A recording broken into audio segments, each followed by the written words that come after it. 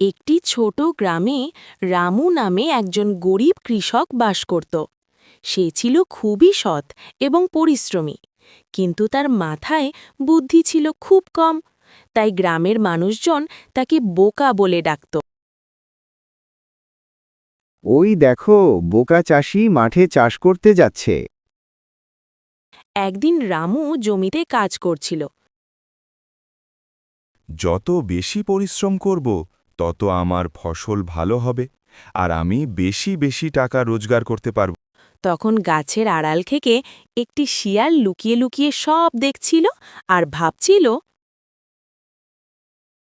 এই লোকটা তো দেখছি অনেক বোকা। যাই, দেখি ওকে বোকা বানিয়ে কিছু খাবার পাই নাকি দেখি।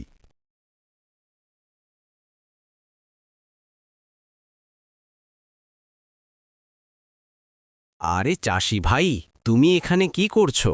এত কেন পরিশ্রম করছো? পরিশ্রম না করলে আমার ফসল ভালো হবে কি করে শিয়াল ভাই? আমি খুব বুদ্ধিমান শিয়াল। আমি তোমাকে এমন উপায় বলবো যে তোমার ফসল রাতারাতি দ্বিগুণ হয়ে যাবে। তাই নাকি? তাহলে আমাকে বলো বলো, কি উপায়? কিন্তু আমার খুব খিদে পেয়েছে। আগে আমাকে কিছু খেতে দাও, তারপর আমি বলবো। আচ্ছা ঠিক আছে, আমি এক্ষুনি তোমার জন্য খাবার আনছি। তারপর রামু শিয়ালের জন্য অনেক খাবার নিয়ে আসে। এই নাও, খাও। তারপর শিয়াল সব খাবার খেয়ে নেয়। আহা, কি শান্তি! খুব সুন্দর হয়েছে। এবার তো বলো। আজকে রাতে খেতে দাঁড়িয়ে দাঁড়িয়ে গান করবে। গাছ খুশি হলে তোমাকে অনেক ফসল দেবে। তাই নাকি? এমন করলে আমার ফসল দ্বিগুণ হয়ে যাবে। তাহলে আমি আজকে রাতেই আসব।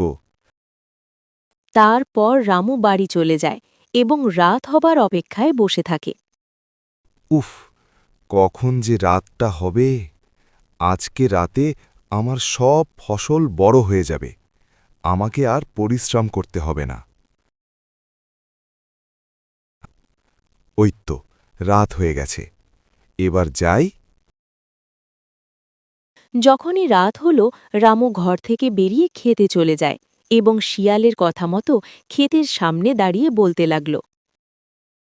ও গাছেরা, বড় হয়ে যাও তাড়াতাড়ি।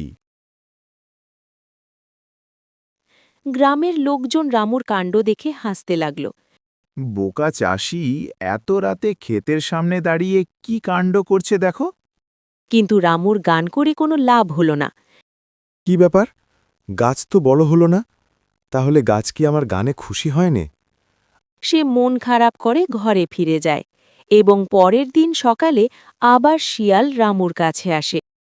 আরে শিয়াল ভাই, আমি রাতে খেতে দাঁড়িয়ে দাঁড়িয়ে জোরে জোরে গান করলাম, তবুও তো গাছ বড় হলো না। আমি তোমাকে আর একটা বুদ্ধি দিচ্ছি। এটা করলে দেখবে তোমার ফসল অনেক ভালো হবে। তুমি সব বীজ এক জায়গায় পুঁতে দাও, দেখবে তোমার ফসল অনেক ভালো হবে। আচ্ছা ঠিক আছে। শিয়ালের কথা মতো বোকা চাষি সব বীজ এক জায়গায় পুঁতে দেয়। তারপর পরের দিন সকালে এসে দেখে সব ফসল নষ্ট হয়ে গেছে।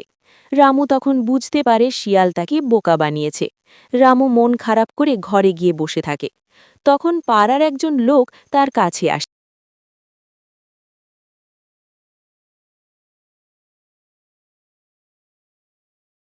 কি ব্যাপার রামু, তুমি এখানে মন খারাপ করে বসে আছো কেন?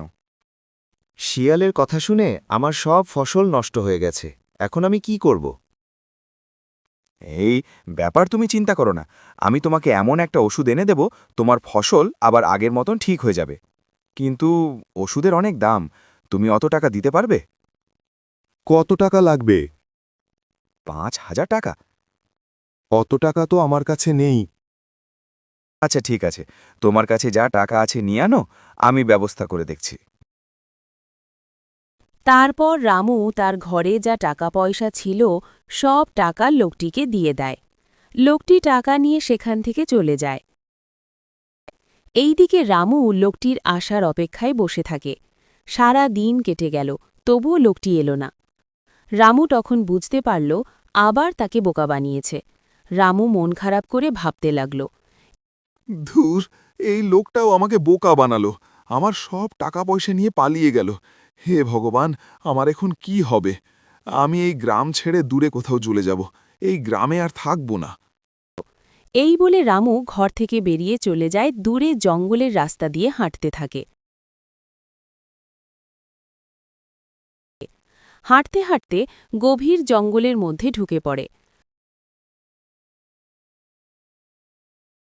কি গভীর জঙ্গল রে বাবা, শেষই হচ্ছে না, গায়ে কাঁটা দিয়ে উঠছে। তখনই রামু পাশ থেকে শুনতে পায়, কে তুমি? এত রাতে জঙ্গলের ভেতর কি করছ? কে ওখানে? তখনই গাছ থেকে বেরিয়ে এলো একটি সুন্দর পরী। রামু অবাক হয়ে তাকিয়ে থাকল পরীর দিকে। তুমি কে? আমি একজন পরী। বহুকাল আগে একটা ঋষির অভিশাপে এই গাছে বন্দী ছিলাম। ঋষি বলেছিলেন, যদি কোনো সৎ ব্যক্তি এই গাছের পাশ দিয়ে যায় এবং তোমার ডাকে সাড়া দেয়, তবেই তুমি মুক্তি পাবে। কে তুমি? এত রাতে জঙ্গলের ভেতর কি করছ? আমি একজন গরিব কৃষক, আমার জমির সব ফসল নষ্ট হয়ে গেছে। আমাকে সবাই শুধু বোকা বানায়, তাই আমি গ্রাম ছেড়ে চলে এসেছি। তোমার জন্য আমি এই গাছ থেকে মুক্তি পেয়েছি, তাই তোমাকে আমি একটা পরামর্শ দিচ্ছি। সৃষ্টিকর্তা সবাইকেই বুদ্ধি দিয়ে পাঠিয়েছে। তুমি অন্যের কথা না শুনে নিজের বুদ্ধিকে কাজে লাগাও। লোকে তোমার খারাপ চাইবেই। তুমি সৎ পথে পরিশ্রম করে কাজ করো, দেখবে একদিন ঠিক সফল হবে। এখন আমি আসি, ভালো থেকো বন্ধু। এই বলে পরী সেখান থেকে চলে যায়।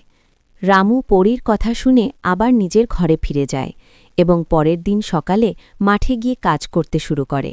গ্রামের লোকজন তাকে অনেক কথা বলে, কিন্তু রামু কারো কথা না শুনে নিজের বুদ্ধিতে কাজ করতে থাকে। সে অনেক জমিতে চাষ করল। কিছুদিন পর তার জমির ফসল বড় হল। সেগুলো বিক্রি করে অনেক টাকা পেল। এইভাবেই সে আবারও অনেক জমি চাষ করল এবং সেই ফসল বিক্রি করে অনেক টাকা পেল। রামু ছোট কুঁড়েঘর থেকে বড় পাকা বাড়ি তৈরি করল। তারপর একটি সুন্দর মেয়েকে বিয়ে করে সুখে শান্তিতে জীবন কাটাতে শুরু করল। এইদিকে গ্রামের লোকজন, যারা রামুকে বোকা বলত, তারাই এখন রামুর জমিতে মুনিশ খাটে। সৃষ্টিকর্তা আমাদের সবাইকেই বুদ্ধি দিয়েছে। তোমরা যদি সেই বুদ্ধি ঠিকভাবে ব্যবহার করো এবং সৎ পথে পরিশ্রম করে কাজ করো, তাহলে তোমরা একদিন নিশ্চয়ই সফল হবে। ধন্যবাদ।